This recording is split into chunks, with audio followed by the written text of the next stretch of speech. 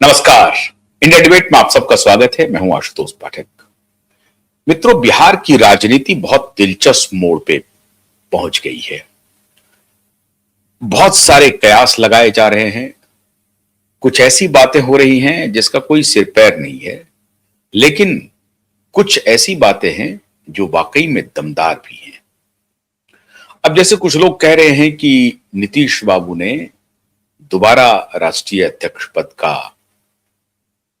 पद को संभाल लिया है, और उस पर जो अन्य नेताओं की प्रतिक्रिया आ रही है उसमें ललन बाबू की प्रतिक्रिया है कि भाई ये नीतीश बाबू की पार्टी है, नीतीश बाबू जब चाहे तब राष्ट्रीय अध्यक्ष बन सकते हैं।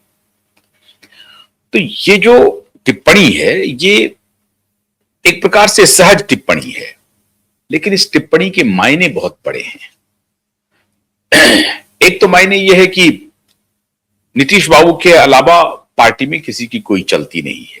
जो कुछ भी है नीतीश कुमार है, और जनता दल यूनाइटेड आरजेडी से थोड़ा सा भिन्न दिख रही थी, अलग दिख रही थी।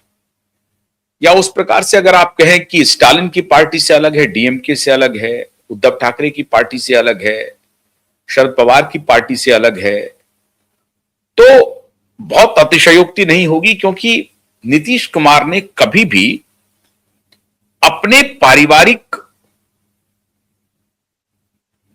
भूमिका को आगे लाने की कभी उन्होंने कोशिश नहीं की कि परिवार की तरफ से कोई व्यक्ति आए और वो आगे बढ़ाए।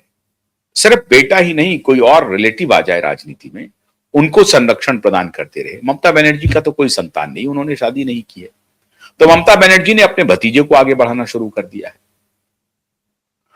मायावती जी का भी कोई संतान नहीं, उन्होंने भी शादी नहीं की है, तो उन्होंने भी अपने भतीजे को आगे बढ़ाना शुरू किया। बीच में उन भतीजे से नाराज हो गई थी तो निकाल दिया पार्टी से। फिर बाद में दोनों में ट्रूस हुआ, समझौता हुआ। उनका भतीजा जो आनंद है फिर वापस आया, और फिर वो जिम्मेदारी संभाल रहा है, आगे बढ़ रहा है। तो जिनको संतान है वो अपने संतान को आगे बढ़ा रहे हैं, जिनको नहीं है वो जो नियर डियर हैं उनको आगे बढ़ाने की कोशिश कर रहे हैं। कोई परिवार का कोई वारिस वो तलाश रहे हैं जिनको वो आगे बढ़ाते हैं। नीतीश बाबू की पार्टी में ऐसा कुछ दिख नहीं रहा था, और लग रहा था कि नीतीश कुमार कम से कम जो समाजवादी भूमिका के व्यक्ति हैं वो शायद अपने परिवार को आगे नहीं बढ़ाएंगे। लेकिन ऐसा हो नहीं पाया मित्रों। 16 मार्च को चयन हो गया है नीतीश कुमार जी का राज्यसभा के लिए। 23 मार्च है आज। 23 मार्च तक नीतीश बाबू ने इस्तीफा नहीं दिया है। कयास ये लगाए जा रहे हैं कि नीतीश बाबू हो सकता है कि 6 महीने तक मुख्यमंत्री के पद से इस्तीफा नहीं दें, क्योंकि कॉन्स्टिट्यूशनल पोजीशन है, कॉन्स्टिट्यूशनल प्रावधान है कि 6 महीने तक वो इस्तीफा चाहे तो नहीं दे सकते हैं, मुख्यमंत्री बने रह सकते हैं।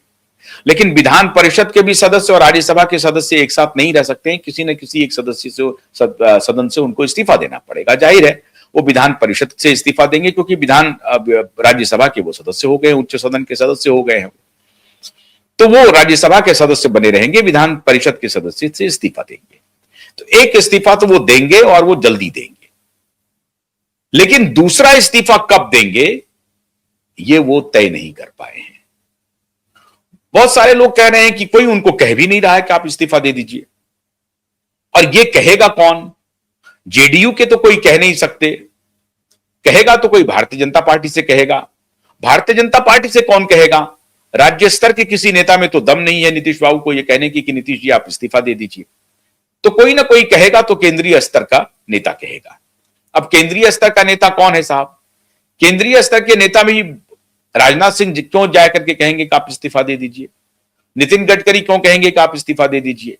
या फॉर दैट मैटर और जो कैबिनेट कलीग है मोदी जी के और अमित शाह के, वो क्यों जाके कहेंगे कि नीतीश बाबू इस्तीफा दे दीजिए? अनटिल अनलेस कि नीतीश बाबू को इस्तीफा देने की बात स्वयं प्रधानमंत्री और गृह मंत्री दोनों के सौजन्य से यह निर्णय ना हो जाए कि नीतीश बाबू अमुक तारीख को इस्तीफा दे देना चाहिए और आप इस्तीफा दे दीजिए।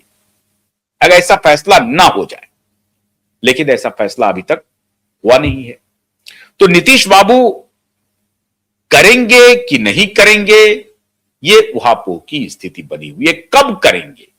सबसे बड़ा और यक्ष सवाल यह है कि कब करेंगे। इस दौरान एक घटना बड़ी तेजी से घट रही है। नीतीश बाबू के सुपुत्र निशांत जी जेडीयू में आए, पहले जेडीयू की सदस्यता ली उन्होंने, और फिर यकायक मांग उठने लगी कि नीतीश बाबू के सुपुत्र निशांत कुमार को ही मुख्यमंत्री का चेहरा बनाया जाना चाहिए, क्योंकि हमने जनता से वायदा किया था 25 से 30, फिर से नीतीश, और अगर नीतीश नहीं तो निशांत। नीतीश नहीं है तो हम लोग चलिए मानने के लिए तैयार हैं, लेकिन निशांत को ले आइए तो हम लोग मान जाएंगे। निशांत के बारे में जेडीयू के नेताओं का राग अलापना मजबूरी है, सिर्फ लॉयल्टी नहीं है नीतीश कुमार के प्रति, मजबूरी है। सारे नेताओं को लगता है कि नीतीश कुमार नहीं है तो जेडीयू नहीं है, कौन जेडीयू की कमान संभालेगा, बगावत हो जाएगी, डिफरेंट फैक्शंस हैं, हर नेता जो है उनका अपना गुट है, तो ये गुटीय संघर्ष शुरू हो जाएगा जेडीयू के अंदर। नीतीश कुमार एक ऐसी धुरी है जिसके सामने सारे गुट आकर के नतमस्तक हो जाते हैं, और फिर जो नीतीश कुमार जो कहते हैं वही होता है। नीतीश कुमार ने ये भूमिका अपनी बनाई, पार्टी तो बनाई थी, समता पार्टी बनाई थी जॉर्ज फर्नांडिस ने, लेकिन उसके बाद अलग होकर के जब जनता दल यूनाइटेड बना तब भी भूमिका में रहे जॉर्ज फर्नांडिस, लेकिन धीरे धीरे हाशिए पर चले गए जॉर्ज फर्नांडिस, शरद यादव हाशिए पर चले गए, और बड़ी बारीकी से नीतीश कुमार जी ने यह काम किया, इस पूरी पार्टी पर अपना वर्चस्व कायम कर लिया। बड़े बड़े जितने नेता थे, शूरमा थे, सबके सब खेत रहे। दिग्विजय बाबू गुजर गए, जॉर्ज फर्नांडिस को इन्होंने एक प्रकार से अपमानित ही किया, बाहर निकल गए, उनकी मृत्यु भी हो गई। शरद यादव भी निकल गए, शरद यादव की भी मृत्यु हो गई। हाल फिलहाल एक केसी त्यागी थे जो अपने को कहते हैं कि समाजवादी नेता हैं, केसी त्यागी जी ने भी इस्तीफा दे दिया है, और वो अब राष्ट्रीय लोकदल का रुख कर रहे हैं। बड़े बड़े जो नेता थे, बहुत इनके जो साथी थे, वो छोड़ करके साथ चले गए। लेकिन इधर एक घटना घटी है, जो पुरानी पीढ़ी के नेता इनके साथ थे समता पार्टी के दौर से, जो कभी जॉर्ज फर्नांडिस और नीतीश कुमार के प्रेमी हुआ करते थे। श्री अरुण कुमार जी जो जहानाबाद के पूर्व सांसद हैं, अभी उनका लड़का जेडीयू में वो जब शामिल हुए हैं तो उनका लड़का ऋतुराज कुमार जहानाबाद के एक घोसी विधानसभा क्षेत्र से एमएलए बन गए हैं। नीतीश कुमार जी को अरुण कुमार का साथ 14 वर्ष के बाद दोबारा मिल गया। अब यहां खेल बड़ा खेला हो गया। अभी जो नीतीश बाबू के साथ हैं, ललन बाबू हैं, संजय झा हैं, विजय चौधरी जी हैं, ये सारे नेता हैं, साथ में एक और कद्दावर नेता जुड़ गए, अरुण कुमार। लेकिन अरुण कुमार की उस तरह से कोई भूमिका जेडीयू के अंदर नहीं है, क्योंकि वहां एक जो बड़ा ग्रुप है वो पार्टी पर एक प्रकार से वर्चस्व रखता है, रखना भी चाहिए, इतने लंबे समय से उनका वर्चस्व रहा है तो वो रहते भी है। और अभी अरुण कुमार की ऐसी कोई भूमिका पार्टी ने निश्चित नहीं की है। ऐसा नहीं है कि पार्टी उनको इग्नोर कर रही है या ये लोग वो कब्जा किए हुए, ऐसा कुछ भी नहीं है। सब में अब मेल हो गया है, सब एक दूसरे को रेस्पेक्ट कर रहे हैं, इस तरह से काम चल रहा है। लेकिन अरुण कुमार को अभी तक कोई ऐसी भूमिका मिली नहीं है। अरुण कुमार ने एक भूमिका शायद अपने लिए तलाश ली, और अरुण कुमार ने ही पहली बार यह कहा कि अगर नीतीश जी गए तो हमारे पार्टी के लिए संकट होगा, जेडीयू के लिए संकट होगा। और उन्होंने यह विचार जनता दल यूनाइटेड के अन्य नेताओं को प्रसारित किया, और ज्यादातर लोग इस बात से सहमत हो गए हैं। कल ललन बाबू का भी बयान आया है। ललन जी कह रहे हैं कि साहब निशांत योग्य है, निशांत उत्तराधिकारी हैं, वो कह रहे हैं। संजय झा ने भी कहा है कि मुख्यमंत्री के नाम पर कोई फैसला नहीं हुआ है, कि बीजेपी का ही मुख्यमंत्री होगा।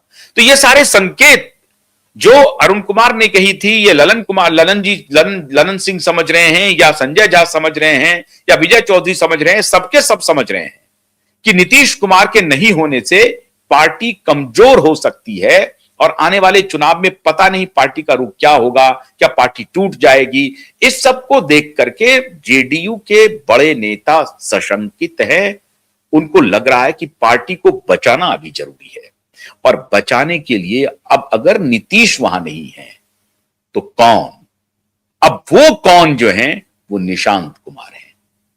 पार्टी के सभी नेताओं को अब ये लगने लगा है कि निशांत को लेकर के ही हम पार्टी बचा सकते हैं, क्योंकि निशांत का चेहरा अगर पब्लिक में जाएगा तो हम ये कह सकते हैं कि देखिए नीतीश बाबू नहीं है, लेकिन उनके सुपुत्र आगे आ गए हैं, वो अब पार्टी को आगे बढ़ाएंगे। मतलब कुछ ना कुछ बहाना ढूंढेंगे जनता को कन्विंस करने का कि भाई ये नीतीश नहीं है तो निशांत हैं, हम लोग सब उनके पीछे खड़े हैं।